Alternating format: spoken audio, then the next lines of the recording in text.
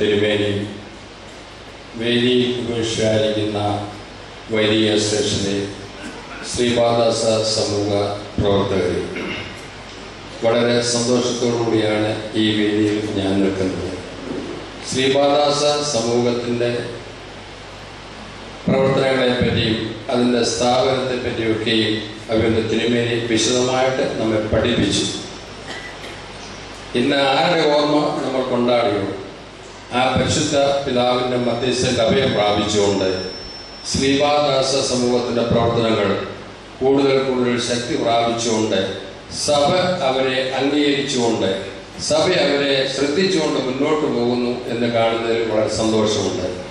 സഭ ഒരുപാട് കാര്യങ്ങൾ അവർക്കായി ചെയ്യുന്നുണ്ട്. വിദേശ ഇടപെടൽ ധാരാളം കാര്യങ്ങൾ അവർക്കായി പ്രവർത്തിച്ചുകൊണ്ടിരിക്കുന്നു. കഴിഞ്ഞ കാലങ്ങളിലൊക്കെയും ദുബായ് സെന്റ് തോമസ് ഓർത്തഡോക്സ് ഇടവകയിൽ നിന്ന് ഏതാണ്ട് 16 കുട്ടികളെ കെട്ടിക്കുന്നതിനുള്ള സഹായം ഇവിടെ ചെയ്തതാണ്. അതുപോലെ തന്നെ ബഹറിൻ ഇടവക, അതുപോലെ കുവൈറ്റ് ഇടവകയൊക്കെയും അവർ വളരെ സന്തോഷത്തോടുകൂടി ഭവനദാന കർമ്മത്തിന് വേണ്ടിയുള്ള സഹായങ്ങൾ എത്തിച്ചു. അങ്ങനെ എല്ലാ കാര്യങ്ങളിലും സഭ ഇന്ന് ശ്രദ്ധിക്കപ്പെട്ട ഒരു വിഭാഗമായിട്ട് ശ്രീപാദാസ സമൂഹ അംഗങ്ങൾ മാറിക്കൊണ്ടിരിക്കുന്നു.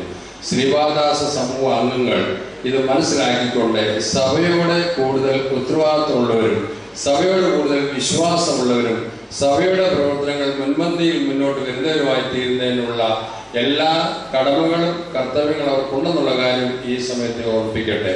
ഇതിന് പ്രവർത്തകരായ ബഹുമാനപ്പെട്ട റംബാച്ചനോടും ജോണച്ചനോടും മനോജച്ചനോടും ഒക്കെയുള്ള സ്നേഹവും നന്ദിയും ഇവിടെ ഞാൻ ഓർപ്പിക്കട്ടെ. അവരുടെ പ്രവർത്തനങ്ങൾ കൂടുതൽ ഈ പ്രസ്ഥാനത്തിന് കരുത്താർജിക്കട്ടെ എന്ന് ആത്മാർത്ഥമായിട്ട് പ്രവർത്തിച്ചുകൊണ്ടും